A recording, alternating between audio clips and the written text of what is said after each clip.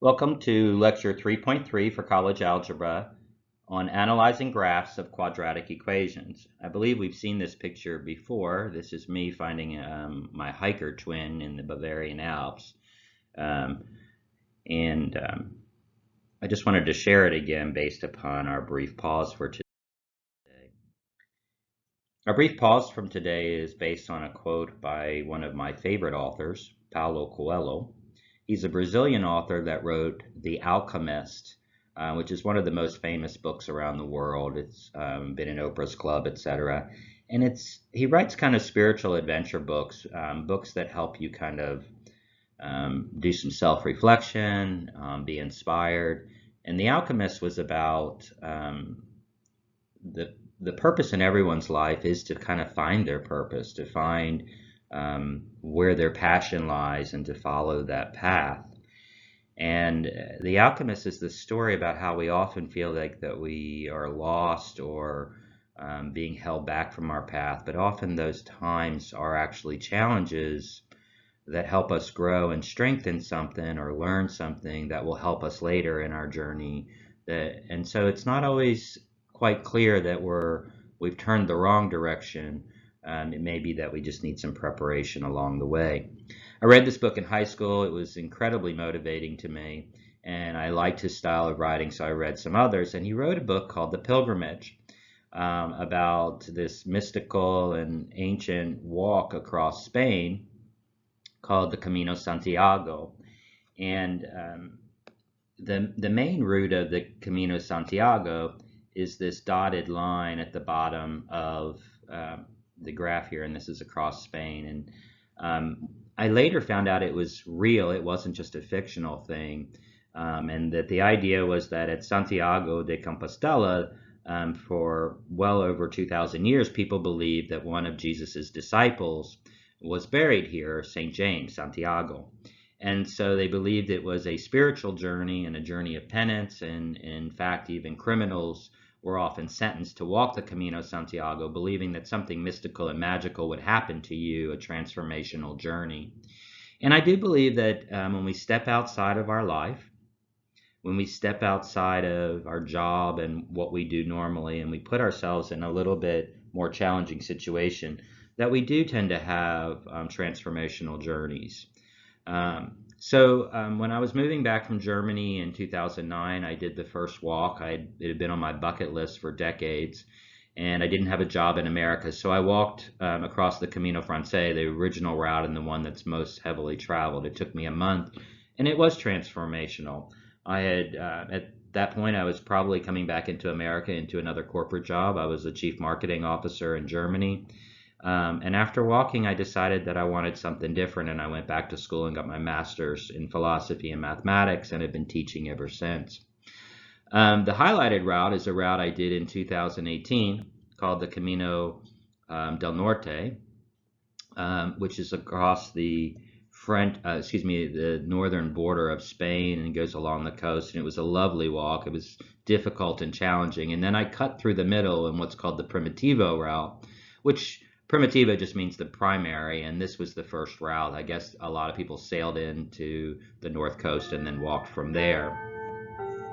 But the quote here is, if you think adventure is dangerous, try routine, it's lethal. And I think back about my own life, and that a good part of it, I focused on work and my career and getting ahead. Um, and that's great. But even though I had a couple weeks vacation, I didn't always take it all. And I never, I didn't do a lot of adventurous type things. And you don't have to go halfway around the world to step outside of your life. And I think that's what adventure is about, is just doing something different. You can travel a couple hours and go on an adventure. You can travel a day in your car or on a bus, there's mega buses, but just stepping outside of your routine, maybe trying something a little bit more challenging than normal. But I do believe that that helps us change and grow in a different way. Today we're going to be looking at analyzing graphs of quadratic functions. We're going to find the vertex, the axis of symmetry of a quadratic, and the maximum or minimum value of a quadratic. But we are not going to use the method of completing the square. If you want to find that out, you can Google that. We did do completing the square, and there's a form of the quadratic function where the vertex x and y coordinates are in the standard form of completing the square, or the quadratic equation that's in this completing the square format. We're going to then graph the quadratic functions, and we're going to solve some applied problems involving maximums and minimum. We should be by now familiar with the quadratic function f of x equals ax squared plus bx plus c, where a, b, and c are constants and a cannot equal 0. The graph of a quadratic function is called a parabola. We know this, and here are 3 examples. The first 2 we can see are parabolas going upwards, and that's because a is positive. Here in the first example we have a equals 1. In the second example we have a equals positive 2. And in the third example the parabola points down because a is negative or negative 2. The point Vx, Vy, these are the x and y coordinates. I've just labeled them as V sub x and V sub y, at which the graph turns, is called the vertex. So as we are going down from left to right and then we change directions, this point is the vertex. And so V sub x in this first example would be negative 3, V sub y would be negative 2.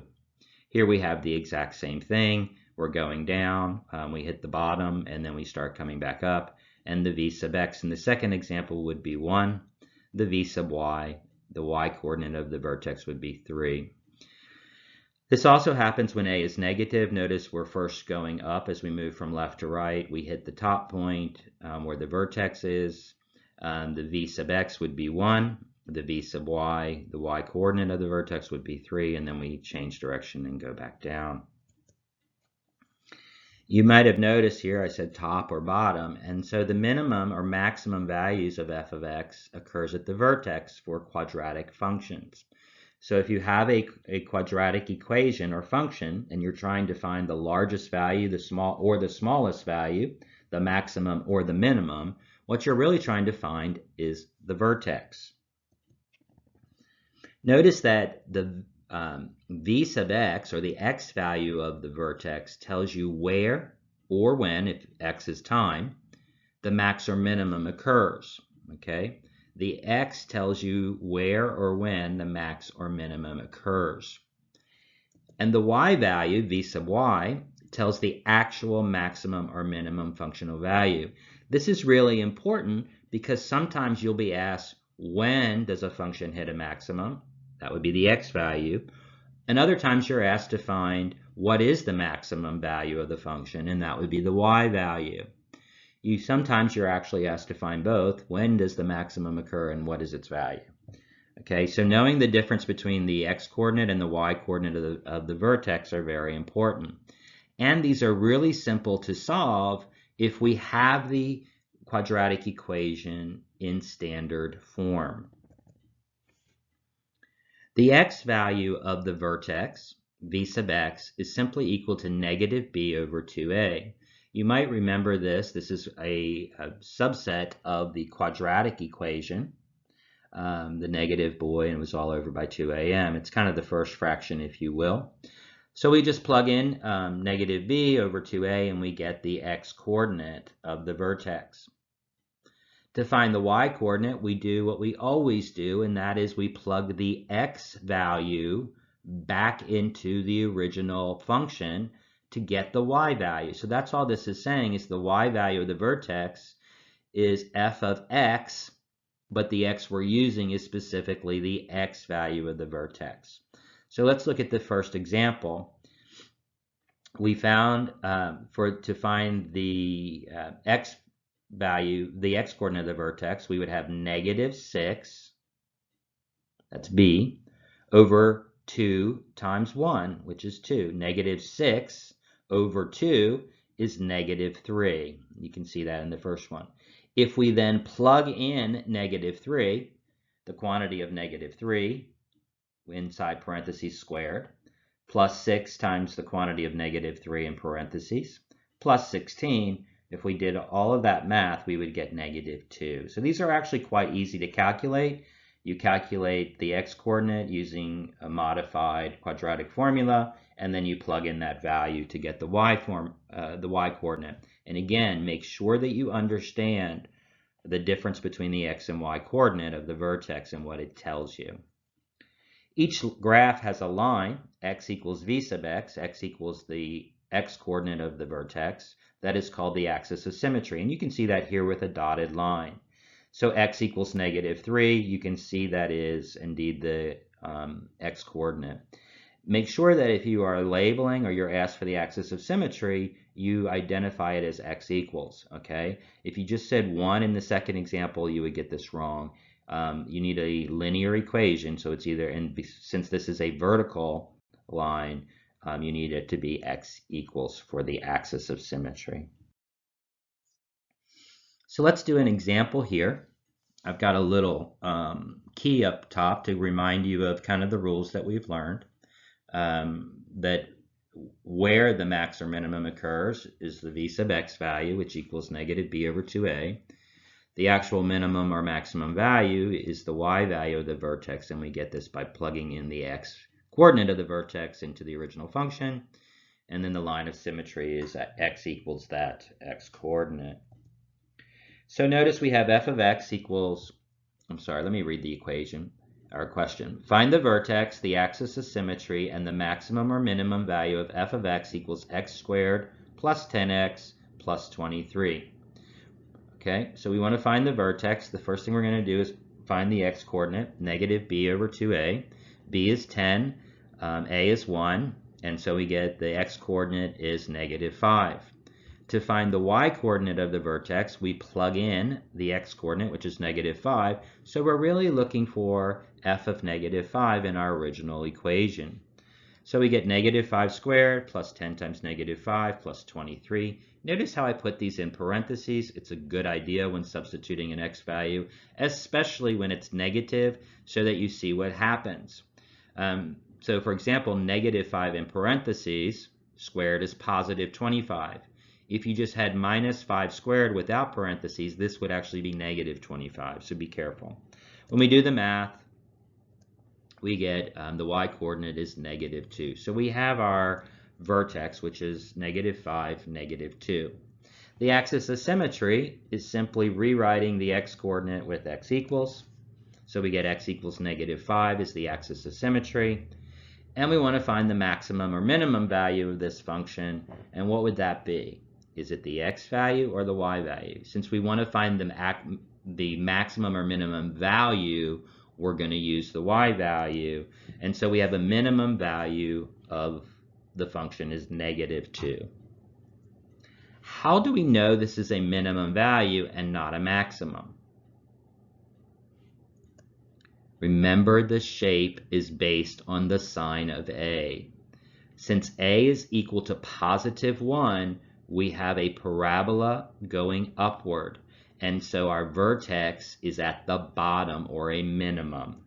Remember, if a is positive, we have a smile parabola, and then that means the vertex is a minimum. If a is negative, or less than 0, we have a frown parabola, which means the vertex is a maximum. If we wanted to graph that same function so we can kind of see what we did, we would plug in a different set of values for x and calculate y. We can see the first value is our vertex, and then we have some others. We would plot those on a graph. And again, here you can see that the graph is indeed a smile parabola. You can see the vertex at -5, -2, and also the axis of symmetry. And so this is how you would graph a parabola or a quadratic function, showing those three things: the parabola, which direction it's going, the axis of symmetry, and then of course the coordinates for the vertex at a very minimum. So let's do another. Find the vertex, the axis of symmetry, and the maximum or minimum value of g sub x equals x squared over 2 minus 4x plus 2. This first term, x squared over 2, often creates some confusion in students because they don't know exactly what a equals. Is it 2? Well, if you rewrite x squared over 2, if you took those apart, you could write, since it's a fraction, take the x squared and put it over 1 because it's in the numerator, and then we'd have 2 in the denominator, and we could multiply that by 1/2, and we could see that x squared over 2 equals 1/2 x squared. This is often easier for students to see. Fractions, for some reason, throw a lot of people off. Okay? So we can see that a is indeed 1/2, b is -4. When we do the math, we get the x value of the vertex is 4. To find the y value, this should really be g of f of x, not f. We just simply plug in 4, and we get 4 squared over 2 minus 4 times 4 plus 8, which gives us 0. So our vertex is at 4, 0. The axis of symmetry, again, is very simple. It's simply x equals the x value of the vertex. And then we have a maximum or minimum. What should it be? Is it going to be a maximum or minimum? Because, again, a is positive, we're going to have a minimum value, and this is the y value of the function. Okay? The y value of the function. And here's our graph. We can see the vertex. We can see that it is indeed a minimum. And we can see the axis of symmetry. So again, remember that the vertex of the graph of f of x equals ax squared plus bx plus c is at the coordinates -b over 2a for x, and then f of -b over 2a, which is just substituting in that x value of the coordinate for y. So we calculate the x coordinate first, and then we substitute in that x coordinate to find the y coordinate. Just a review of what we've been doing. Let's look at another example. F of x equals -x squared plus 14x minus 47. A. Find the vertex. B. Determine whether there is a maximum or minimum value and find that value. C, find the range, and D, on what intervals is the function increasing/decreasing. Sometimes if you read through all these, you get a little bit nervous, and so maybe it's best to just do one step at a time. A, find the vertex. Well, this is very simple by now. To find the vertex is very simple. We simply plug in -b over 2a to find the x coordinate, which gives us 7 because b is 14 and a is -1. To find the y coordinate of the vertex, we now plug in that 7 into f of x, so we get f of 7 by plugging in that value, and we get the answer of 2. So our vertex is at 7, 2. Our x coordinate is 7, our y coordinate is 2. Determine whether there is a maximum or minimum value and find that value. Well, we can see that to do this, we have to figure out the shape. And since a is negative, a equals -1 in our function, the graph opens down, it's a frown. So the second coordinate of the vertex, 2, is the maximum value of the function. Because our graph goes down, when a is negative, the vertex is at the maximum. Okay? Now, because our vertex is at the maximum and it goes down, remember our range are the y values. And so the largest y value is at the maximum, and then the graph goes down to -infinity. So we have parenthesis, -infinity, comma, 2, bracket. Okay, remember we use parentheses for values that are not included, or for infinity and -infinity, because they're not really numbers but conceptions about continuing getting larger or smaller. And we use brackets, square brackets, for values that are included and that are on the graph. Note, if a was positive, the range would be the exact opposite. It would start at 2, comma, positive infinity, in parentheses. So these ranges are the same for all quadratic functions. They're either -infinity to the vertex value or to the maximum value if a is negative, and they are from the vertex value to positive infinity if a is positive. Now, this is going to be similar too. Our at the vertex, our graph changes direction. Since our graph is pointing down, as we move from left to right on the frown, we're first going upwards until we hit the vertex. So from negative infinity to the value of 7, our function is increasing. As soon as we hit the vertex, our graph is now going back down, and so from 7 to positive infinity, our graph is decreasing. Okay? And I'll go ahead and read this again to kind of re-emphasize that. Since the graph opens down, it's a frown, function values increase as we approach the vertex from the left, or the negative direction, and decrease as we move to the right of the vertex in the positive direction. Thus, the function is increasing on the interval negative infinity to 7 and decreasing on parentheses 7 comma infinity.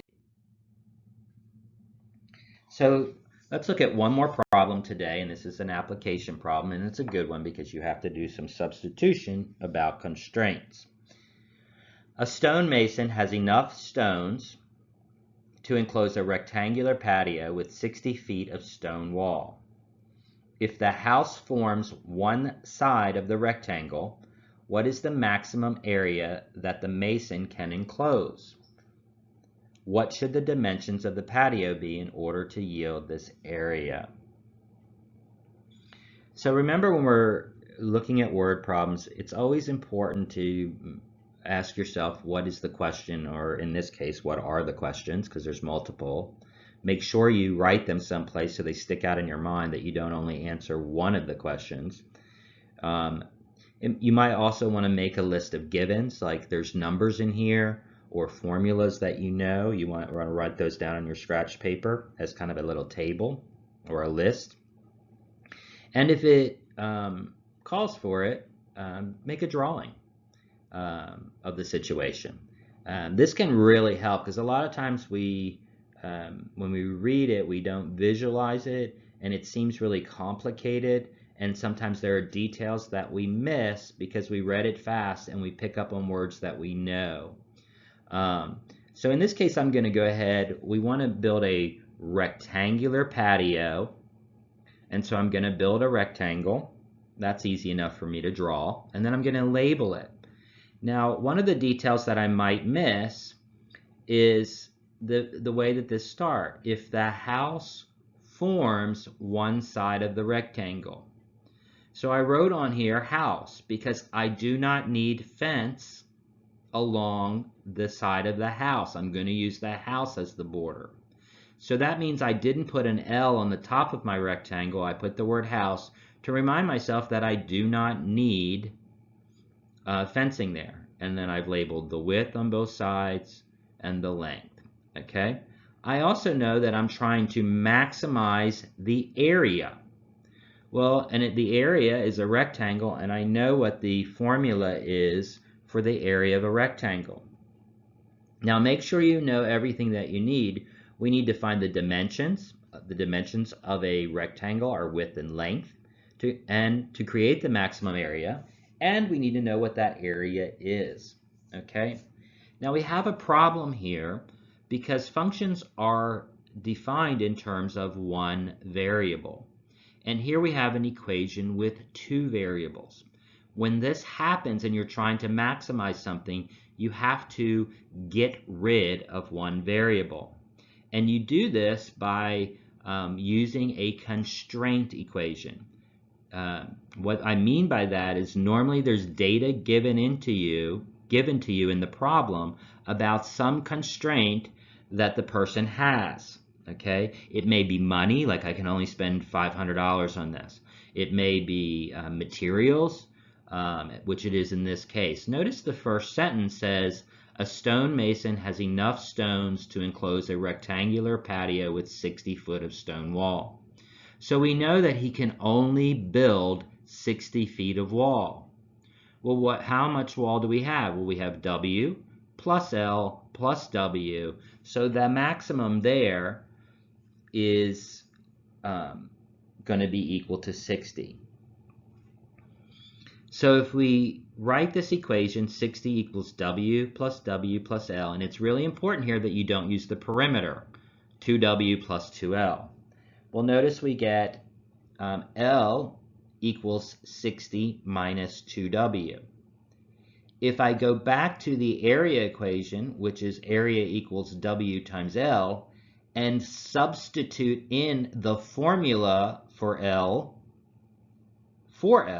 notice I get W times L, I get W times the formula for L. And notice now I have a quadratic equation that it's easy for me to answer the rest of this problem. Why is it easy? Because where do maximums and minimums occur? Maximums or minimums occur at the vertex. So all I have to do now is find the vertex values. The W value, the W coordinate, since we have the area in terms of width, is simply negative b, negative 60 over 2a, 2 times negative 2, and we get 15. So we already have one of our dimensions, which is the width. We want to find the y value because this is going to give us the maximum area. So we plug in 15 for W, and we get 450 feet.